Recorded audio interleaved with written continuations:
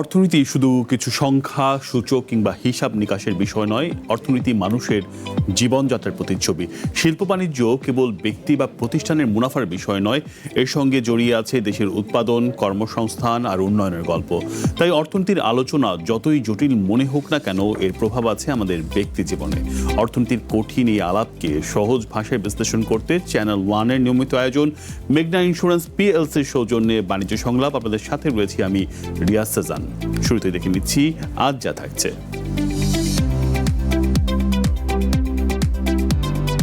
জ্বালানি সংকট মোকাবেলায় রাজধানীতে নেমেছে ২০০টি বৈদ্যুতিক বাস। পরিবহন খাতে দীর্ঘমেয়াদী পরিকল্পনার অভাব, অভিযোগ খাত সংশ্লিষ্টদের। রেকর্ড দামে বিক্রি ফেরারির বৈদ্যুতিক গাড়ি লুচোর দাম উঠেছে ৪ কোটি মার্কিন ডলার বা ৪৯২ কোটি টাকায়।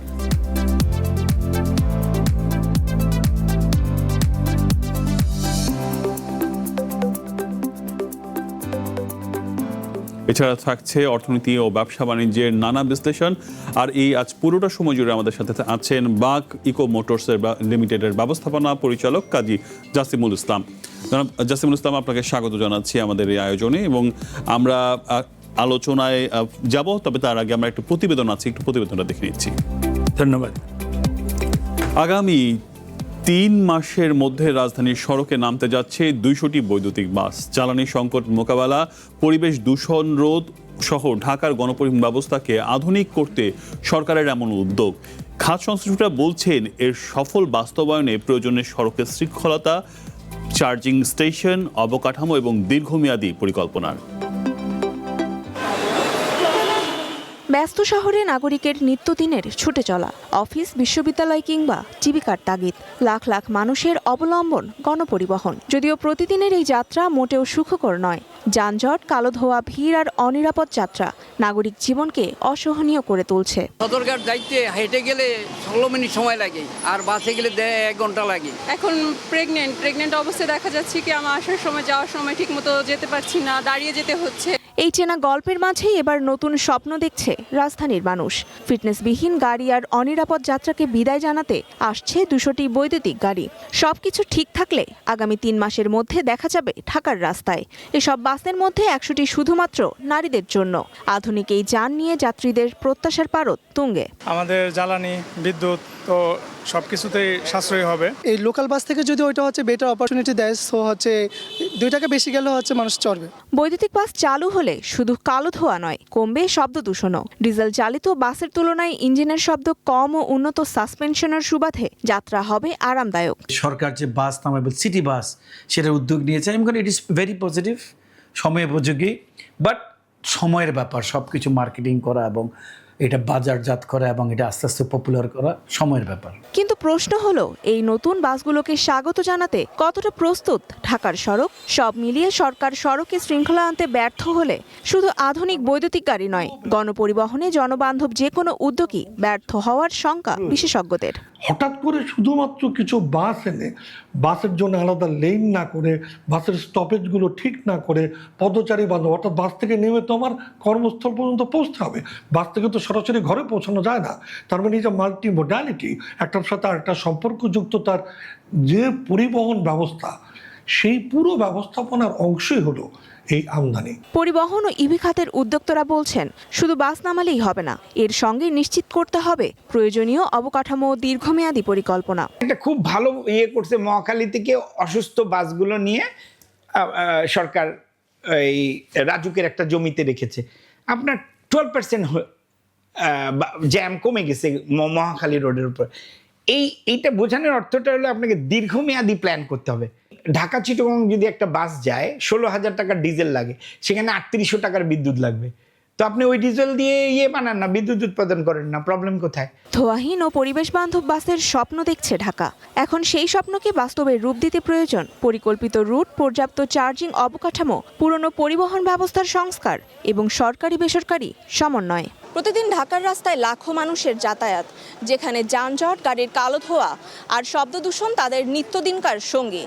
তবে এই চিত্র বদলাতে পারে ইলেকট্রিক বাসের হাত ধরেই। ইলেকট্রিক বাসের উদ্যোগ সফল হলে সাধারণ মানুষের যাতায়াত হতে পারে আরামদায়ক, স্বস্তিমূলক আর অনেকটাই নিরাপদ। তনিমা ইসলাম, ওয়ান বিজনেস, ঢাকা। আলোচনায় ফিরছি। আমাদের সাথে আছেন বাগ ইকো মোটরসের ব্যবস্থাপনা পরিচালক কাজী জাসিমুল ইসলাম। জনাব জাসিমুল ইসলাম, আপনাকে স্বাগত জানাচ্ছি। আপনি বাগ ইকো মোটরস নিয়ে কাজ করছেন। ইলেকট্রিক গাড়ির পাবলিক পরিবহন নিয়ে আপনি প্রথম উদ্যোগ নিয়েছেন বাংলাদেশে, যতটুকু জানি 2018 সাল থেকে আপনারা এটা নিয়ে কাজ করছেন। এই পাবলিক পরিবহন আসলে বাংলাদেশের জন্য কতটুকু উপযোগী ইলেকট্রিক গাড়ির? আসসালামু আলাইকুম, ধন্যবাদ আমাকে আজকে এটা সুযোগ করে দেওয়ার জন্য। সবচেয়ে বড় জিনিস হচ্ছে যে আমাদের পৃথিবীতে আমাদের ফসিল অয়েল বা অয়েল আছে মাত্র 110 বছরের।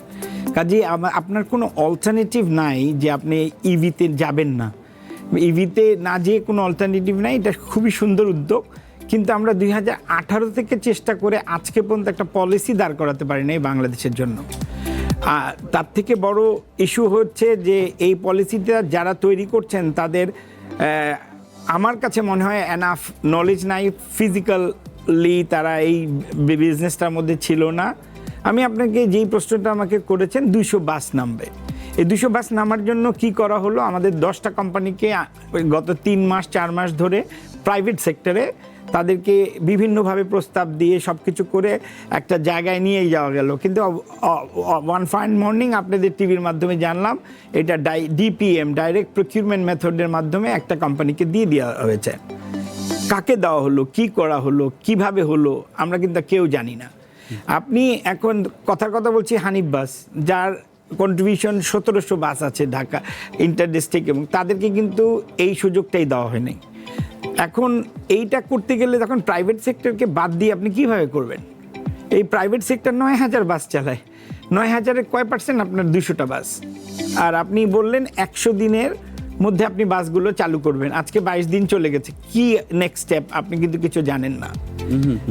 আপনি কি করলেন? এই পিঙ্ক বাস আমি 2018 সনে প্রস্তাব দিই, 2022 সনে প্রস্তাব দিই, 2024 সনে প্রস্তাব দিই, এবং এই লাস্ট গভর্নমেন্টের কাছেও প্রস্তাব দিই। পিঙ্ক বাস পাকিস্তান সাকসেসফুল হয়েছে এই কারণে 400 বাস তারা একসাথে নামিয়েছে, এবং ইলেকট্রিক বাস। আপনি এখন একটা অশোক লিলেন বা এই পুরনো ভাঙাচুরা বাসকে লক্ষ টাকা খরচ করে রেডি করে আপনি নামাই দিলেন। এখন ওই 2 দিন পরে, যেরকম কালকেই আমি একটা টিভি প্রোগ্রাম ফলো করছিলাম, যেই টিভি প্রোগ্রামে আপনি দেখছি যে উনি ফ্লাইওভারে উঠতে পারছেন না, বা ওই ট্রেনিংটাই তার নাই। উনি নেমে গিয়ে ওনাকে যে হেল্পার ছিল, একজন প্রশিক্ষক, উনি এসে এটাকে ওনাকে উঠেছে। আপনি ইউ ক্যান জিমিক দেখানোর জন্য তো আপনি এই সলভ করতে পারেন না। পিঙ্ক বাস মহিলাদের জন্য 1 ঘন্টা করে দাঁড়ানো হয়েছে। আপনি ঢাকা মিরপুর থেকে মতিঝিল একটা বাস দিয়েছেন। উই ওয়ান্ট, মানে আমি যেটা বুঝতে পারছি যে আপনারা অনেকদিন ধরেই এই গণপরিবহন নিয়ে কাজ করার কথা বলছেন, যেখানে পাকিস্তান ইলেকট্রিক বাসে অনেক আগেই চলে গেছে। আমরা এখন 200টা বাস নামানোর কথা বলছি, তাও এটা নিয়ে এখনো কোনো ক্লিয়ার মেসেজ আমাদের কাছে নাই। কেন নীতি নিতে এত দেরি কেন? আমি আপনাকে একটা কথা বলি, 2022 সনে আমাকে 40টা সিটি বাস চালানোর পারমিশন দিয়ে অনুমোদন দেওয়া হয়। আমার কাছে সব পেপার ওয়ার্ক আছে। সেই অনুমোদন দেওয়ার পর আজকে পর্যন্ত আমি ভাড়া নির্ধারণ করতে পারেন নাই। তারপরে আপনি বলছেন যদি আমি একটা ইলেকট্রিক বাস কিনে নিই তাহলে আমাকে 30% ডাউন পেমেন্ট দিতে হবে। একটা ইলেকট্রিক বাস আর একটা ডিজেল বাসের ডিফারেন্স ইজ অলমোস্ট 10 টাইমস। একটা ডিজেল বাস 40 লাখ টাকা দাম, একটা ইভি বাসের দাম 2 থেকে 2.5 কোটি টাকা। তো আমি যদি 30% মার্জিন আপনাকে দিতে হয়, তাহলে আমাকে দিতে হচ্ছে প্রায় 80 লক্ষ টাকা। তো 80 লক্ষ টাকা না দিয়ে তো আমি 8টা ডিজেল বাস পাবো। আমার কি দরকার পরিবেশের কথা চিন্তা করতে, মানুষের কথা চিন্তা করতে? তারপরে আপনি বলছেন ব্যাংকগুলোতে যখন আমরা প্রাইভেট সেক্টর যাচ্ছি, আমাদেরকে বলছেন যে এই বাসটা গ্রিন না। ইভি বাস যদি গ্রিন না হয় কি হবে? গ্রিন ফান্ডে আমাদের এক্সেস নাই। তৃতীয় জিনিস হলো যে আপনি এই গাড়িগুলোকে 100% কোলাটেরাল দিতে হবে। আপনি যদি আপনার নর্মাল গাড়িটা বিআরটি এর রেজিস্ট্রেশন হিসাবে দিয়ে কোলাটেরাল দিতে পারেন, তাহলে ওয়াই নট ইভি? সারা পৃথিবীতে যদি কেউ একটা ইভি নামায়, পাকিস্তানও যেটা করছে, 0 tax, 10 years tax holiday to the private sector, and 25% money refund করবে। কিন্তু আমাদের তো government। আজ হোক কাল হোক এই ইলেকট্রিক গাড়িতে যেতেই হবে, কারণ যেখানে বিশ্ব যাচ্ছে সেখানে তো আমাদের যেতেই হবে। কেন এটা এখন থেকেই সরকার উদ্যোগ নেওয়ার জন্য যারা প্রাইভেটলি আপনারা কাজ করছেন তাদেরকে সুযোগটা করে দিচ্ছে না? ওই যে আমরা ওই ক্ষমতাবান না, আমরা প্রিভিয়াসলি গভর্নমেন্টের সাথে থাকতে পারি নাই, আর এই গভর্নমেন্টও আমাদের কথা শোনার জন্য কার কাছে যাব? আমাদের কেউ উপরের লেভেলে তো কেউ নেই। এইটার জন্য যেটা উচিত ছিল যে ছোটোবেলা থেকে পলিটিক্স করলে হয়তো বা এমপি হয়ে যেতাম, তখন আপনি আমার কথা শুনতেন। 6 বছর ধরে আমরা 100 টাকা ব্যাংক ফাইন্যান্স পাইনি। তারপরে আজকে আপনি যে ইভি দেখছেন, এইটার জন্য আমি অ্যাটলিস্ট 100টা টকশো করেছি এই 18 থেকে এই পর্যন্ত। কিন্তু যেই লিস্ট আপনি দিলেন যে ঢাকা শহরকে 8 ভাগে ভাগ করে 7টা কোম্পানি ই রিক্সা চালু করবে, সেখানে আমাদের নাম নাই কেন? কারণ আসিফ সাহেব যে 7 জনকে দিয়ে গেছিলেন উপদেষ্টা, তাদের কোম্পানি, তাদের মধ্যে 3টা কোম্পানির কোনো ফ্যাক্টরি নেই। আমাদের 2টো ফ্যাক্টরি আছে, আমরা ওই ফ্যাক্টরিগুলো শাটডাউন করে দিচ্ছি। পলিসির হাজার প্রবলেম আছে। আপনি দেখবেন একটা MBA স্টুডেন্টের মধ্যে দেখবেন 2 জন, যে কে ভালো করে, যে চাকরি থেকে গিয়ে MBAটা করছে বা MBA শেষ করেছে। কারণ এক্সপিরিয়েন্স ইজ আ জকি।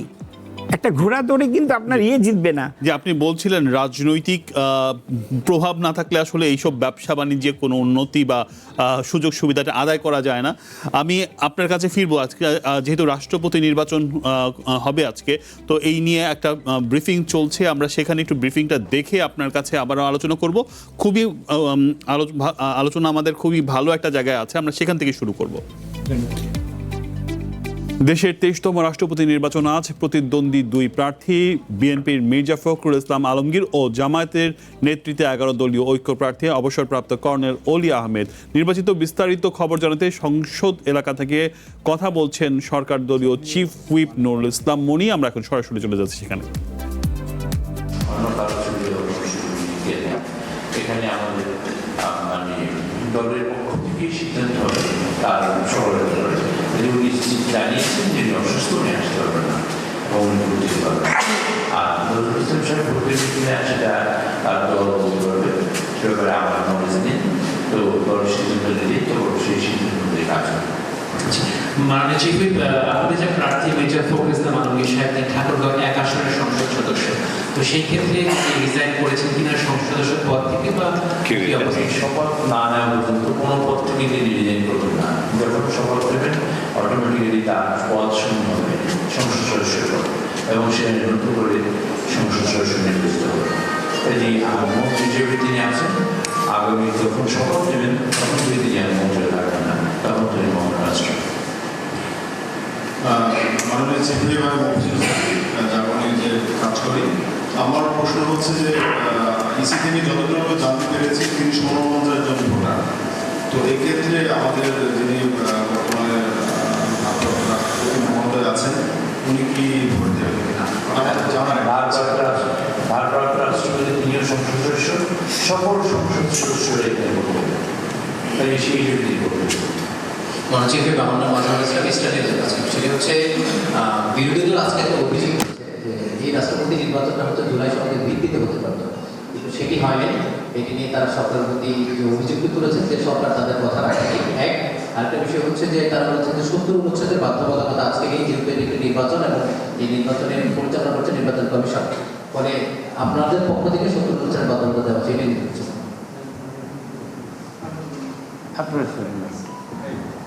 আমরা এখন বর্তমানে চলছি কি সংবিধান অনুযায়ী, যে সংবিধান অনুযায়ী চলছি সেই সংবিধানে যা লেখা আছে আমরা সবই মানব। আবার সংবিধান যেদিন পরিবর্তন হবে সেই অনুযায়ী আমরা চলব। সংবিধানও দেশের সর্বোচ্চ আইন। বিরোধী দল যদি অভিযোগ করে, বিরোধী দল অভিযোগ করতেই পারে, আর অভিযোগ করাটা তাদের জন্য স্বাভাবিক, কিন্তু এটা করা উচিত কাগজপত্র দেখে। আমরা এই ধরুন এই নির্বাচনের তফসিল ঘোষণা হয়েছে এই সংবিধান অনুযায়ী, তারপরে এই নির্বাচনের ভোটার তালিকার প্রস্তুত হয়েছে এই সংবিধান অনুযায়ী, ডিলিমিটেশন হয়েছে এই সংবিধান অনুযায়ী, নির্বাচন কমিশন তৈরি হয়েছে সংবিধান অনুযায়ী, শিডিউল হয়েছে সংবিধান অনুযায়ী, ভোট দিয়েছি সংবিধান অনুযায়ী, শপথ নিয়েছি সংবিধান অনুযায়ী। এই সংবিধান যেটা আছে বর্তমানে এক্সিস্টিং, এটা পরিবর্তন না হওয়া পর্যন্ত এই সংবিধানই আমাদের বাংলাদেশের সর্বোচ্চ। এভাবে কথা বলছিলেন নুরুল ইসলাম মনি, তিনি বিরোধী দলীয় চিফ হুইপ। একটা বিরতি নিচ্ছি, ফিরছি কিছুক্ষণ পর, সঙ্গেই থাকুন। সাথে থাকার জন্য ধন্যবাদ। আবারও ফিরছি বাণিজ্য সংলাপে, একটা প্রতিবেদন দেখে নিচ্ছি। ফেরারির প্রথম বৈদ্যুতিক গাড়ি লুচোর বিশেষ একটি মডেল নিলামে বিক্রি হয়েছে রেকর্ড দামে। যুক্তরাষ্ট্রের নিলামে গাড়িটির দাম উঠেছে 4 কোটি মার্কিন ডলার, বাংলাদেশি টাকায় যার মূল্য প্রায় 492 কোটি টাকা। নতুন গাড়ি নিলামে বিক্রির ক্ষেত্রে এটি এখন পর্যন্ত সর্বোচ্চ রেকর্ড। বিলাসবহুল গাড়ি নির্মাতা প্রতিষ্ঠান ফেরারির প্রথম বৈদ্যুতিক গাড়ি লুচে গত মে মাসে গাড়িটি বাজারে আনার ঘোষণা দেয় ফেরারি। এর আগেই গাড়িটির বিশেষ একটি মডেল বিক্রি হয়েছে রেকর্ড দামে। যুক্তরাষ্ট্রের ক্যালিফোর্নিয়ার মন্টেরিতে অনুষ্ঠিত মন্টেরি কার উইকের দাতব্য নিলামে ওঠে গাড়িটির চ্যাসিস জিরো। প্রথমে এর দাম $11 লাখ হতে পারে বলে ধারণা করা হয়েছিল, কিন্তু শেষ পর্যন্ত এক নাম প্রকাশে অনিচ্ছুক ক্রেতা গাড়িটি কিনেছেন $4 কোটি, অর্থাৎ দামের চেয়ে প্রায় 36 গুণ বেশি দামে বিক্রি হয়েছে গাড়িটি। লুচার ডিজাইন ও ফেরারি গাড়ির প্রথাগত কৌণিক ডিজাইন থেকে সম্পূর্ণ ভিন্ন আদলে তৈরি। অনেকে ফেরারির এই ইলেকট্রনিক গাড়ির ডিজাইনকে বুদবুদের সঙ্গে তুলনা করেছেন। এই নতুন ডিজাইন নিয়ে ফেরারির অনেক ভক্ত অবশ্য হতাশা প্রকাশ করেছেন। গাড়ির 4 চাকায় রয়েছে 4টি বৈদ্যুতিক মোটর, আর চ্যাসিস জিরোয়ে মুক্তার মতো বিশেষ আধা চকচকে ফিনিশিং ব্যবহার করা হয়েছে, যার ফলে আলো পড়লে রঙের প্রতিফলন সবুজ থেকে বেগুনিতে পরিবর্তিত হয়। গাড়ির ভেতরেও রয়েছে বিশেষ নকশা। নিলাম শেষে গাড়িটি ইতালির মারানেলো শহরে ফেরত দেওয়া হবে। 2027 সালের প্রথম ত্রৈমাসিকে গাড়িটি ক্রেতার কাছে তুলে দেওয়ার কথা রয়েছে। সাধারণ ক্রেতাদের জন্য লুচের দাম রাখা হয়েছে €5,50,000, যা প্রায় $6,40,000 মার্কিন dollar. Nahida Mitu, one business desk. আবারও ফিরছি আলোচনায়, আমাদের সাথে রয়েছেন জনাব বাপ্পি। আপনি পরিবহন খাত নিয়ে আলোচনা করছিলেন, আমরা আপনাকে থামাতে হয়েছিল, একটু আমরা সেই প্রসঙ্গে যাই। গণপরিবহন নিয়ে আপনি বেশ কিছু দিন ধরে কাজ করছেন, বেশ কিছু উদ্যোগ এবং আবিষ্কারও আছে, বিশেষ করে সোলারের একটি সিএনজি বা এই ধরনের একটা অটো রিক্সা আপনি করেছেন, সেটা নিয়ে একটু শুনতে চাই। বেসিক্যালি যখন আমাদের এই যুদ্ধটা শুরু হয় কিন্তু অন্য একটা কারণে, সদগায়ে জারিয়া হিসাবে। কেন? আপনি যদি 2018 সালে লক্ষ্য করবেন যে তখন বাংলাদেশে গাড়ি ছিল 6 লক্ষ ইভি বলি, টেসলা বলি, যেটাই বলি, সব অ্যাসিড চালিত। ওই অ্যাসিড চালিত গাড়িগুলো আসলে আমাদের পরিবেশকে ধ্বংস করে দিচ্ছে, এবং সেই কারণে আমি WHO-কে নিয়ে এসে আপনি একটা জরিপ করে দেখি যে আপনি কল্পনা করতে পারবেন না কি পরিমাণ আপনি আজকে সবজি খাবেন, আপনার সহনীয় পর্যায়ের প্রায় 2000 গুণ বেশি লিড আপনি খাবেন সবজিতে। মাছ খাবেন, সেই মাছে 17% অ্যাসিড ডাইরেক্ট খাবেন। চাল খাবেন, সেটা 400% অতিরিক্ত লিড খাবেন। তো আলটিমেটলি আপনার বাপ দাদার আমলের যদি চিন্তা করে দেখেন, ঢাকায় হসপিটাল ছিল 16টা, এখন 16 লাখ। এইটার দিয়ে কাজ করতে গিয়ে আমার মনে হয় যে এটাকে সাবস্টিটিউট করার জন্য কি করতে হবে, করতে গেলে লিথিয়াম আয়ন ব্যাটারিতে যেতে হবে। যখন আমি লিথিয়াম ব্যাটারিতে সুইচ করলাম এবং আমি ত্রিপলের মধ্যে একটা সোলার করে নিয়ে আসলাম, আসার পরে বললো যে এটা হবে না, 28টা জিনিস দিয়ে বলা হলো আপনি এই জিনিসটা করতে হলে 28টা জিনিস থাকতে হবে। তো আমরা সেইভাবে একটা পৃথিবীর প্রথম সোলার চালিত এবং ইভি সেফটি করে গভর্নমেন্টের সকল পারমিশন নিয়ে 2022 সনে পৃথিবীর সোলার চালিত প্রথম ইভি এটা থ্রি হুইলার 2018। এটাতে করার উদ্দেশ্য হলো আমাদের বিদ্যুতের প্রবলেম, সোলার। এইটা আমরা যখন তৈরি করার পরে আমাদেরকে প্রায় 9 মাস লাগে এটাকে অ্যাপ্রুভ করতে, কিন্তু আপনি একটা অবৈধ রিক্সা 30 সেকেন্ডের মধ্যেই চলে যাবে ঢাকায়, কেউ কিছু বলবেন না আপনারা। সেটা 22 সনে আমাদেরকে আপনারা রেজিস্ট্রেশন দিলেন, BRT এর রেজিস্ট্রেশন। এটা বাংলাদেশের ইতিহাসে সবচেয়ে প্রথম এবং শেষ। আজকে পর্যন্ত এখনো BRT এ কোনো ইভি দেয় নাই, কিন্তু এটা আপনি কোনো ডিস্ট্রিক্টে চালাতে পারবেন না, কারণ ডিসির মাধ্যমে RTC মিটিং হয়, রোড পারমিট। আজকে আমরা 4 বছরে রোড পারমিট পাই নাই। 1000-এর উপরে আমরা চিঠি দিয়েছি, যেখানেই যাচ্ছি নাই, কারণ আপনার লাগবে ক্ষমতা। আপনাকে দেশের মাথাকে চিনতে হবে, একসময় ইউনূস সাহেবকে চিনতে হবে, একসময় স্বৈরাচার সরকারকে চিনতে হবে, একসময় এই প্রধানমন্ত্রীকে চিনতে হবে, না হলে বাংলাদেশে কিচ্ছু হবে না। এবং আপনি এটা মনে হয় আমার 70 বা 78 নাম্বার টক শো আমি এই 18 থেকে কেউ কথা শুনে না, কেউ দেশের কথা চিন্তা করে না। আপনি এখন বিদ্যুৎ ক্রাইসিস নিয়ে চিল্লাচ্ছেন, আমরা 2020 সন থেকে বলতেছিলাম যে $1 বিলিয়ন বিদ্যুৎ চুরি হয় প্রত্যেক দিন রাতে। লগি দিয়ে ওনারা এইটাকে পাড়ার মাস্তানরা 200টা গাড়ি একসাথে জমায় লগি দিয়ে মেইন লাইন থেকে কারেন্ট নিয়ে কারেন্ট করছে। আপনারা কোথায় ছিলেন? আজকে এইটার পরিমাণ দাঁড়িয়েছে 1 কোটি 20 লাখে আপনার 500 কোটি লিটার অফ অ্যাসিড আপনি পানিতে ছেড়ে দেন। আপনি আবার ফসলও চান ভালো, স্বাস্থ্যও চান ভালো, এটা শোনার কেউ নাই। আপনি এই সেক্টরকে আপনি যদি দেখেন, উবারকে ওয়ার্ল্ড ক্লাইমেট সোসাইটি বা যাই বলেন, তারা বলে দিছে বাই 2030 তাদের গাড়ি ইভি হইতে হবে, কারণ না হলে পরিবেশ শেষ হয়ে যাচ্ছে। সেখানে আমরা কি করেছি? যেখানে চায়না 52% অল্টারনেটিভ এনার্জি, আমাদের 0.5% অল্টারনেটিভ এনার্জি নাই। তা আপনি কিসের করবেন? আপনি একটা 200 বাস চালু করে দিবেন, এটি কি সলভ হয়ে যাবে আপনার? একটা সমুদ্রের মধ্যে 2 ফোঁটা পানি হবে আপনার, এর বাইরে কিছুই হবে না। তো এইটার জন্য আমার মনে হয় প্রধানমন্ত্রী অনেক এগিয়ে আসছেন, উনি শুনেন, আমরা শুনতে পেয়েছি। একটা ওয়ান স্টপ সলিউশন ওনার জায়গায় থাকতে হবে এবং ওনার দপ্তরে মনিটর করতে হবে এবং প্রতি 3 দিন পর ওনাকে এটা দিতে হবে। আমি একটা বাস চালু করে দিলাম, আমি একটা কিছু হয়ে গেলাম নাই। আমার জানা মতে আজকে পর্যন্ত বাসের স্পেসিফিকেশন তৈরি হয় নাই। আর আপনি কাকে দিচ্ছেন স্পেসিফিকেশন তৈরি করতে? এমন একজন প্রতিষ্ঠানকে দিচ্ছেন, আমি বলতে চাই না। এখন আপনি চাচ্ছেন মার্সিডিজের মোটর, বিএমডাব্লিউর এমুক, কে বানাবে আপনার জন্য 100টা বাস?